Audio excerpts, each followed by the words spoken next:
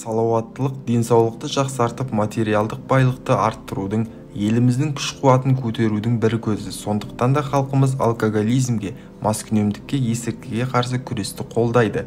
Дегенмен жалпы адам организміне зардап тек арақ-шараптан ғана келеді десек қателескен болар едік. Бұл күндері сәнге айналып жүрген темекі шегудің зияндылығы да аз емес.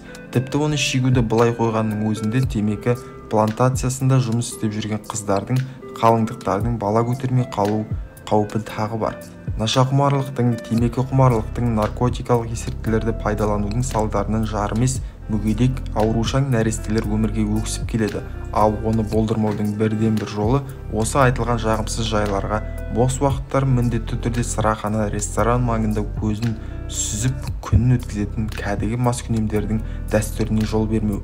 Өмір өлшемі салауаттылық. Салауаттылық өмір заңы. Салауатты өмір сүрмей тұрып, өміріңе қажетті нәрсені ала алмайсың.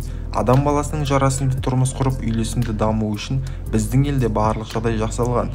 Өнердің, спорттың сан салалы түрмен айналысуға болады ғой. Осылардың қайсысын болса да жан дүниең ләззат тауып, сезіміңе әдемі түйсік алады емессің бе?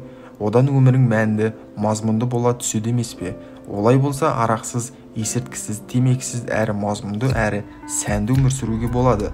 Алдамшы құмарлықтан бас тартып, өзін-өзі билей білу адам бойындағы ізгі қасиет, үлкен парасаттылық. Ішкілікке үйір болып туатын адам жоқ. Маскүнемдік тұқымда қуаламайды. Оған көбінесе мол дастархан басындағы отырыстар, ырду-дырду араласқан адамдар жүрген орта себепкер болады. Маскүнемдіктен сақтандыру, оның алдын алу мәселесі бұл күндері кімді болса да бейғам қалдыра алмайды. Өйткені алкоголизм мен маскүнемдіктің артында жеке адам, отбасы тағдыры тұр.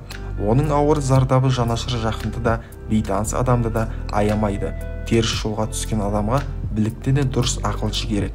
Ішімдік салдарынан маскүнемдік жан дүниесінде болған дағдарыстарды, өміріндегі сәтсіздіктерді көріп, түсіндіре білетін, көзін жеткізіп айта білетін шын жанашыр адам керек.